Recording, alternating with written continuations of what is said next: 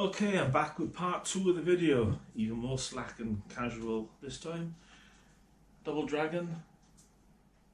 Cheers. Okay, I'm going to start with TTF frames. I'm going to go a bit more random now. This is my first Catapult that got me back into the game since a child, and that was from catching a video with Gamekeeper John in it, and this is the PPMG.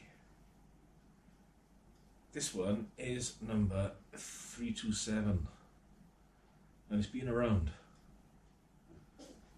and there is a 4-kit on it, but only one, and it wasn't me, I'm pleased to say, because I did an awful lot of practicing using this,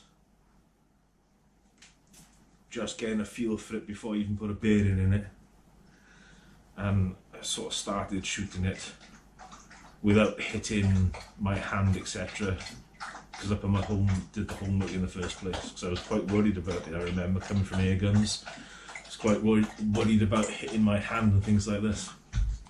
But that's 5 years ago now, so it was Christmas 2016 I got this. Yeah, so that's the beginning of this obsession, so it's Gamekeeper John's fault. It's all his fault. So that's what I started with and just went off on a tangent then, really.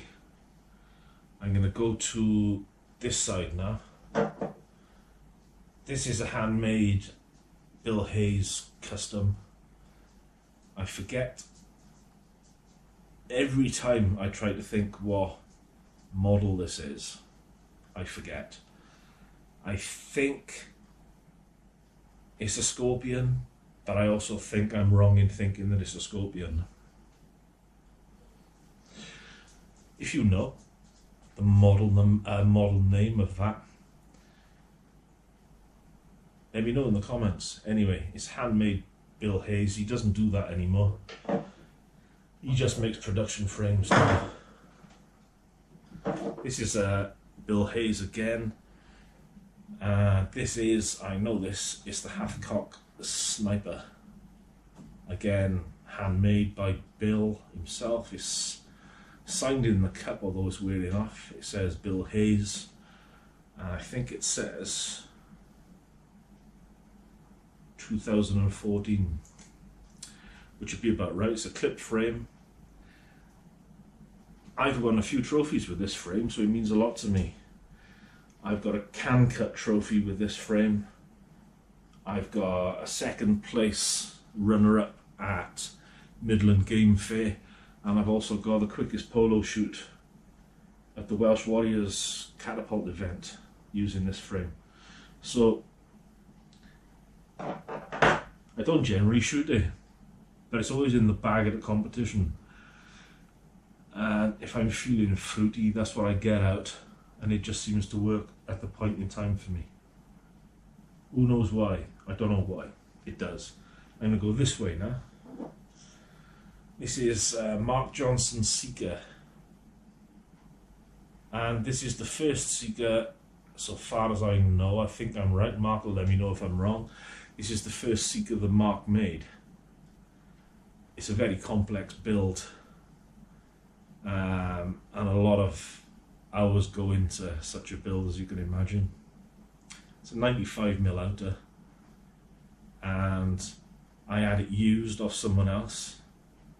It has had a frame hit, and I've polished it out. A fork hit's in there. I polished it out best I could, and it looks like that now, which isn't too shabby, not too shabby at all. So this is the first Seeker I had, and this was custom built for me by Mark. Materials, everything as I wanted it. Liners, copper. Again, very complex build. Though I didn't want the complication of the in-depth finger swells on this one. I just wanted it a little more plain and to the point. But it's very heavy, it's very complex. So I don't know, something like that. I don't know what something like that would cost you now off mark. I wouldn't want to think about the amount of hours it takes to build such a thing, but I would think it would be pretty expensive anyway. Let's go over this side. This is my own design. You know I like weird designs if you've seen any of my videos, and this is a weird design. This is the first design by me. It's a sort of semi-ergo 85mm outer, and it's called the Jugular. And this was built by Martin Whippet for me. Clip frame, 85mm outer. It's real mother of pearl, captured in resin. It's carbon fibre, purple G10, black G10. From the side looks like blackcurrant sweet. Yeah, not to everyone's taste, I don't think. Good. I like things to be different. I like things to be thought out differently and working from the ground up rather than simply replicating what's already been done. And that's not been done, that's an exclusive shape. It's extremely comfortable for me. It makes me hold and shoot in a certain way, which I like. So there you are. It's got sloped tips. Very good frame. I don't shoot it often enough. I worry about scratching it, which is silly, because so what, it doesn't matter. This is a little fun mini HH ad from Celtic Catties. I shoot this a bit because it's fun. It's just HDPE. Hydro dipped in camouflage. Comes in a little tin. The mini HH, designed of course by Matt Redding. Here's an interesting one. I had a knock on the door in lockdown last year, and a smiling face had left this for me on the wall, and that is Michael Bateman. And it's a kind of ergo, super wide ergo version of Mark Johnson's design, the Tadpole. Or it's based upon it. It's like a cross between a PPMG and a Tadpole. Again, he knew I was shooting 85mm at the time, so he made it 85mm. That's a wonderful thing, that. Multiplex. Very good looking thing.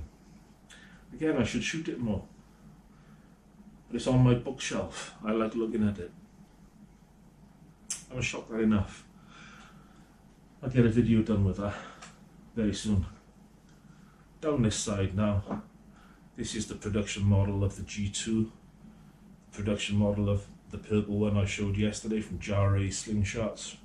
It's 85mm outer OTT frame, cast aluminium. The ergonomics on these frames is incredible. It just fits so well. I got big hands, so I struggle with this a little, hence why my custom was made bigger for me, and I preferred 95mm at the time. I flipped between the two. Whatever you're feeling at the time, isn't it? It's what's right. You shoot anything, but you get on better with certain widths, and it's just easier that way. This is just a repro Milbro. Nothing special so far as a collector's concerned, for sure. It's just a reproduction Milbro. I wanted to have one and try it because I'd never had one as a child really, or anything else, so I bought this repro. Very light, and I'm not very good at shooting it. This is again a reproduction. This is a reproduction of the Dark Destroyer from Celtic Catties. This was. That's an odd frame, but it works quite well. It's still tabbed up. I put tabs on it. I've had a few shots with it. Didn't do any more with it, didn't put any work into it or anything. Just wanted to try it, put it back in the drawer really. This is a very cheap, and some would say dangerous, resin Chinese frame. People say these break very easily if you fork hit them. I've had this 4 years, 4.5 years. I've shot it quite a lot. No problem at all. It's clipped, but I've not forked it, so it looks the same as the day it was made. Nothing wrong with that. I don't concern myself with it breaking.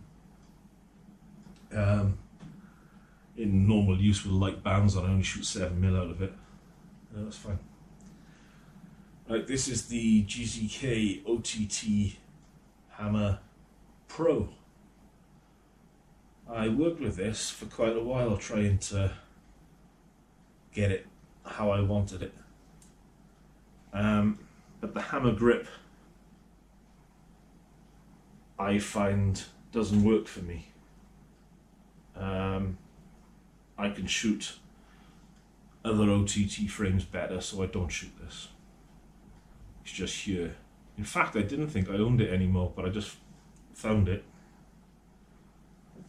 So I do own it, but I don't use it. It's just there in its original case with all the bits that come with it and all the rest of it. So I'd sell that if someone wanted it. You know where to find me if you want to pay a going price for it. This is a peg tip, which is pretty special to me because Kevin Lloyd made it. He brought it up the club for me one day and said, "Oh, I thought you might like to shoot this." I really do like to shoot it. So it's my first peg tip frame, that is, multiplex. It just holds very nicely. I don't remember the name of the design. I think it's probably got a name. Kev, help me out. You tell me. I've just been struggling for an hour trying to remember the name of the builder of this frame, and I was only looking at his page again the other day on Facebook and I cannot remember. Sorry dude, I just can't remember the name as to who built this, but a lot of you would know, I think, from the style of who that is, so let me know. He does build frames, he builds ammo clips and all the rest of it as well, ammo magnets and things like this. It's a very neat build, it's very nice. 85mm outer. I haven't shot that enough. I think I took it at the club once, a couple of years ago when I had it. It's not something that I went back to at the time for whatever reason. I think it's because it's thick. It feels odd to me, a little. Not sure. It's not something I fell in love with, but I really like the look of it. I mean, those scales just looks really good. It's a really nice build altogether. It's nice in the hand as well. It feels warm, but yeah, there's something about it that didn't quite work for me, and it's millimeters, and it's not right. It's not right. I don't bother using things then. This is the original Scout from Simple Shot, which you can shoot OTT or TTF. It's set up OTT at the moment. It's 100mm outer. It's quite a big frame, do-it-all frame. Definitely a good frame to own, very good production frame. Nice rubberized handle. It's a do-it-all frame, really. Again, because it's 100mm outer, I don't really shoot it. Doesn't quite suit my style or my anchor points, so it doesn't get shot, unfortunately. I know some people shoot those to a very high standard. This frame, again, is a mystery to me as to who I had it off. I've no idea. I don't think I've had it that long, and I can't picture who made that, but I think it was gifted to me, and I don't think I've ever banded it up, and I really need to. Very nice that. This is the Wasp Slingshots Imp in HDP. I've had some good fun with this, shooting 7mm steel, and the little ball bearings that come with it as well. It's a really good little pocket frame that. You can hold it however you want, and it holds well for me, even though I've got reasonably big hands. This is another Kevin Lloyd frame, which he built years ago. I believe he built it years ago. It's got a very particular band attachment. You can see it goes through the frame, clips in, twists out, and then you shoot over the top of the frame again like this. And those bands do not move. I like shooting this, it's very good. I haven't experimented with tubes as much as I should. Something I should mess with a lot more, I think. This is a little natty. I definitely had this gifted to me in a swap with someone at some point, and I don't know who it was. Sorry, I forget. It's just a little, I think it's a hazel natty, but it's one that I do shoot quite a bit because it's got that thing that I like. Well, I got two of these. I put them both on the table. There was no point really, but it's just a little Chinese frame. I know Celtic Catties were selling these. I think I ordered these from China years ago.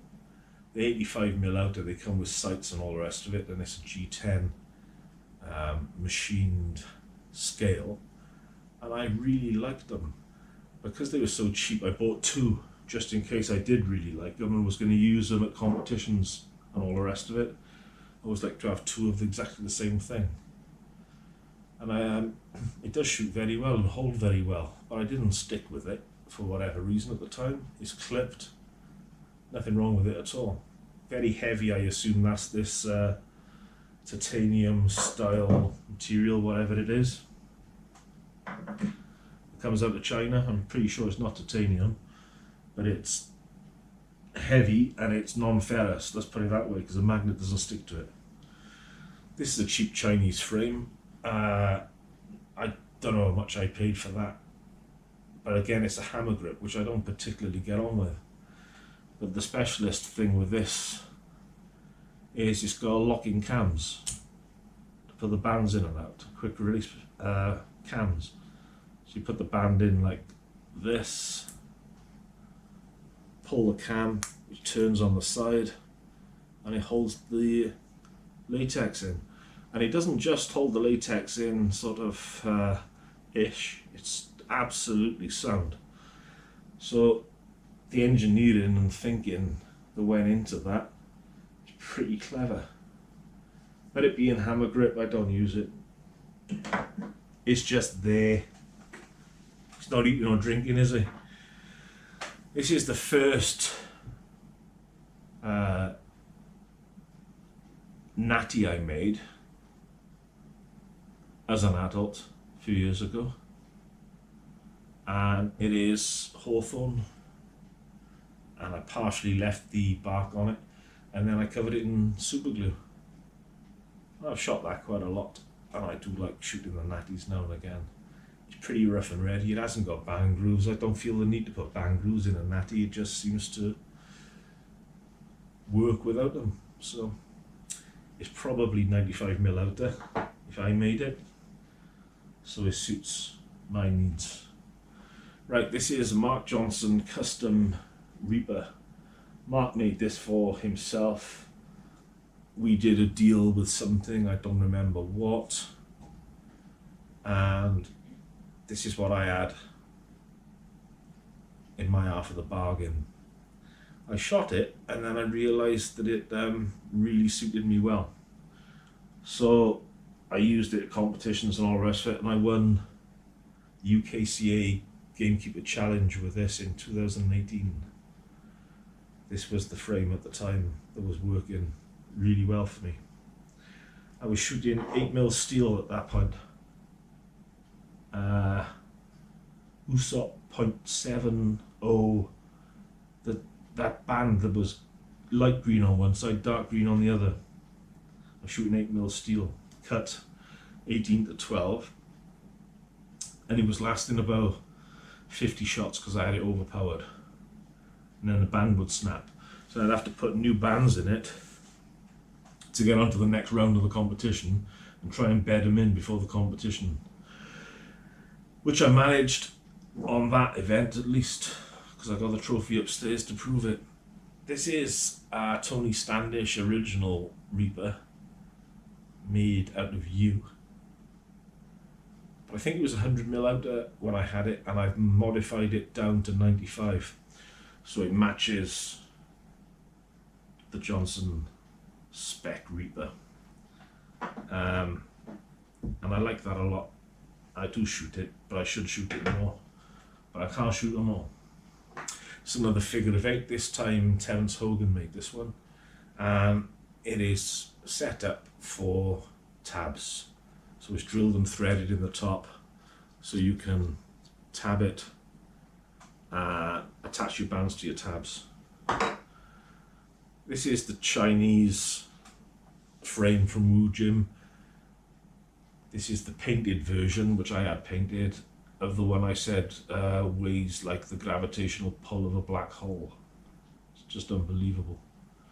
So I had it painted professionally, metallic purple, hydro dipped in carbon, candy tangerine lacquer, by my friend in Aquagraphics, which is arguably the best finishers and hydro dippers in the UK. And I've known the owner since I was a teenager. More beer.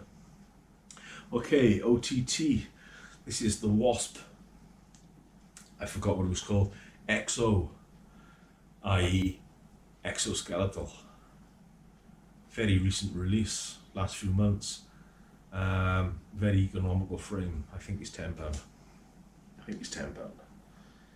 And it's very similar to a unifox, but you can wrap it and all the rest of it. This is the Wasp pit pocket.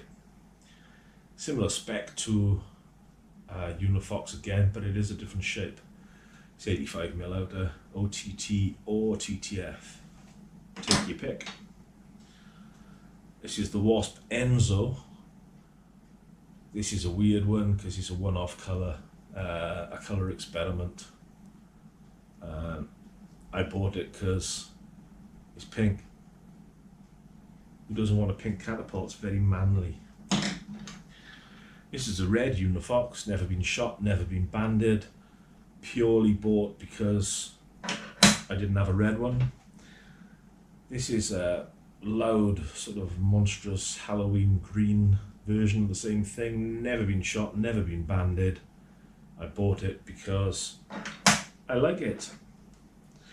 This is the matte finished, this one, and it was particular to 2018, and it was commemorative for the Italian World Cup that happened that year. Never been shot, never been banded. You see the badge, you'll see that it says Wasp and it says Italian World Cup 2018. So that's that one. Blue version of the Fox, same thing, never been shot, never been banded. It's just there because I like them. This is the one I do shoot when I shoot the unifox. It's the black version. And this one I've been shooting for the Fox. Judging from the bands, I would say that's 0.72. I would say I was shooting 9.5mm steel out of it. That's probably what that'll do. This is the first unifox I ever bought, and everyone's had a shot at this Catapult, and it's got the scars to prove it. Where people have shot the wrong side of it, frame it, all sorts. And the Fox doesn't mind, because it's tough and it goes on forever. It's a limited edition bronze unifox. I've got clips on here. They're aftermarket clips. They're nothing like as good as the Wasp clips. but that's what's on here, and I haven't shot that for years as OTT looking at it, but I will have been shooting 8mm steel at that point. Okay, this is the Lewis Pride EX handmade bizarre frame. Really is bizarre. Tiny little thing. I think it's an 85mm outer. No, it's probably 80mm outer. It's too small for me. It doesn't really work for me. I bought it because I like the look of it and I thought I could shoot it, but no, it's not for me. I'd sell that if anyone was interested. If you've got a fat wallet, it's a Lewis Pride Slingshot at the end of the day. I think this is a champ, this design, but I'm never 100% sure because I only go back 5 years in history, and the champ is older than that. But this is a Joey 5, the LBS guy. You can tell as a Joey build if you know Joey's work. There's a few pointers there. Blue carbon fibre, aluminium core, little offset pin, little offset lanyard hole. You know that's Joey. It's TTF only frame. Doesn't work for me. It's a little small for me to shoot TTF. Yeah, that's about 80mm outer as well. And again, I'd sell that. If anybody's interested, you know where to find me. I would sell that. Right. That is it for part 2. There's going to be a part 3. And the part 3 will be shorter because there's less of them. And that is the PFS frames. I think it's probably 10 or less PFS frames I own. But I didn't want to put any more on the table, so that's what I left out on this occasion. If you like this video, please like, subscribe, and hit the notification bell. And in which case you'll see me missing targets and shooting tiny objects like steel ball bearings and things like this, which is sort of what I do on a daily basis in my lunch hour or up the woods with the dogs and things like this. So it's much appreciated. Every little helps. The channel is starting to build now. I think it's 550 subscribers now, which is small, but it's a niche market, and I'm really pleased with 550, and I appreciate everyone here. So thanks very much. Thanks for watching. Cheers.